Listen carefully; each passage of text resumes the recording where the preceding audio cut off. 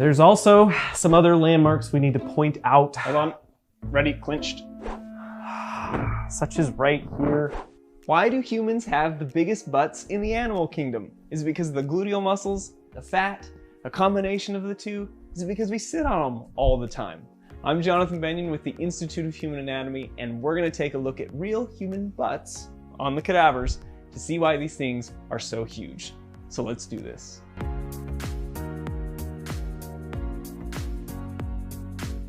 So first, what do I mean by humans have the biggest butts in the animal kingdom? You might say, well, Jonathan, have you ever seen an elephant's butt? Well, what we're talking about here is a butt to body size ratio. So if you were the size of an elephant, your butt would be huge. Or in other words, you'd have quite the booty. And speaking of booty, what's the true name for the butt? Because there are a ton of different slang terms. Ass, backside, behind, booty, bottom, breech, bum, buns, caboose, can, derriere, duff, fanny, fundament, haunches, hiney, hindquarters, hunkers, keister, rear, rump, seat, tail, tush. And many more, which you should post in the comments after you hit the like button.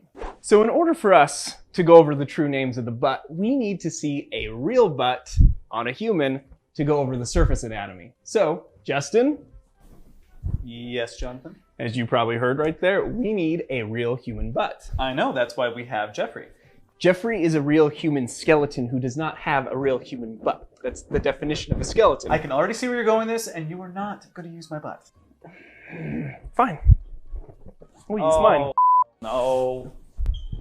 Do you want to be the one in the tights? These are a little confining. Why are you putting gloves on? Dude, I am so past my comfort zone right now. This is necessary. External anatomy, not internal anatomy. We're clear on that, right? Dude, I'm very aware this pencil is to keep literally as much distance between you and me as possible. Fine. As long as we're good on external anatomy, we're fine. All right, so there are different names for this region that we could use. You could call this the gluteal region. You could call it the cluneal region if you wanted to. If you're fancy, you could even say it's the buttocks or the buttock, but I typically just say buttocks or buttock. But there's also some other landmarks we need to point out. Hold on. Ready? Clinched. Such as right here. This is called the gluteal fold. And then right dead center is what's known as the gluteal cleft, or in this instance, it's literally Jonathan's butt crack. So that's great. But this entire region also has some other anatomy such as skin, connective tissue, fatty tissue, and then deep to underneath, or deep to all that, is going to be muscular tissue.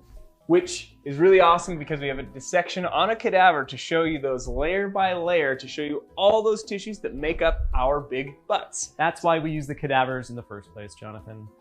He'll be fine. Don't worry about him. He'll be fine.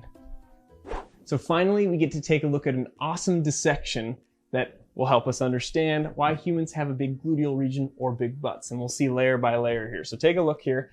You can see this is the back side, or the left butt cheek, you could say, on a real human cadaver. And we're going to see the layers here. And the first layer that I'm going to pinch is the epidermis and the dermis, which you can see is not contributing a ton to the thickness of the gluteal region. But when we go down to the next, you can see this layer. This is called the hypodermis, also known as the subcutaneous layer. Now this is made of fatty tissue or adipose. And you can see on this particular cadaver, it's about an inch thick. On some people it can be even thinner. On others it can be up to inches thick. So quite the variable layer. And often when I talk to students in the classroom about, hey, what do you think the reason for humans having big butts is, they often go to this layer here called the hypodermis. And the funny thing is, this is still not the reason why humans have big butts. So if it's not the adipose or the hypodermis that makes humans' butts so glorious, then it has to be this guy underneath called the gluteus maximus. The name kind of implies its size, right? The gluteus maximus, by most measurements, is the largest muscle in the human body and the reason why you have a big butt. Now, I mean, if you compare it to this other dissection here, which I'll show we've removed here, you can see there's a lot of girth and size to this thing. And it's always interesting when we talk about things in science and anatomy and biology and things of that nature, because often when we answer one why, for example, why do humans have big butts, and the answer being because the gluteus maximus is so large, it often creates another question. Well, why is the gluteus maximus so large in humans? And that answer comes down to how the gluteus maximus functions with how we walk and how we move. So let's go talk about some walking here. Understanding why the gluteus maximus is so large also requires a little bit of understanding of how it attaches to the skeleton and mobilizes the hip joint. So we are going to use Jeffrey here. No, he does not have a gluteus maximus, as we've established earlier in the video, but we can see where the gluteus maximus attaches to on the skeleton. So if you take a look at this red paint here, this is one of the attachments on this bone that we refer to as the ilium. Another one is on the sacrum, which is the lower part of the spine. And then down on the femur, you can see this blue marking. That's where it inserts. Some of the fibers even go into the IT band. So because it attaches from these two bones down to the femur, it's going to mobilize the joint in between, which is simply just the hip joint. And what does that action look like, or what is it specifically called? Now, the gluteus maximus does what we call extension of the hip. And you can see what it looks like on me, and even with the bones here. Even if you were to step up on something, like when you were hiking, pulling back and down, this is called extension. But what if your foot is fixed to the ground? Can your gluteus maximus still create some extension? The answer is yes. Think of like a deadlift position like so. My foot's fixed to the ground, but where my movement comes from is the pelvis rather than the actual femur itself. So if I move down like this and I come up to an upright position, that's also extending the hip. So you can do extension this way or this way, and I end up in the same position, which is upright in a bipedal position, which is how humans stand in an extended position. So think about how cool that is. The gluteus maximus is always buzzing, activated to keep us in this upright extended position.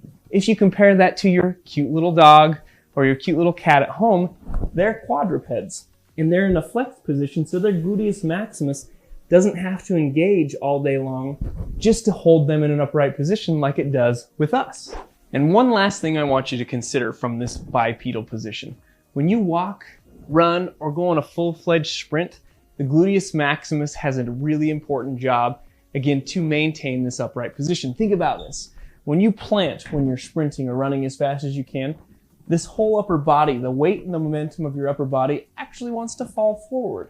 But gluteus maximus, because it's attached to that pelvis, is like, and helps pull you and keep you upright so you don't fall on your face when you're running, jogging, or frolicking through the forest as a happy bipedal human being.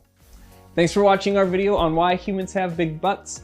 Blow up the comment section below, like, subscribe, ring the bell, help support our channel. So stay safe out there, and we'll see you next time.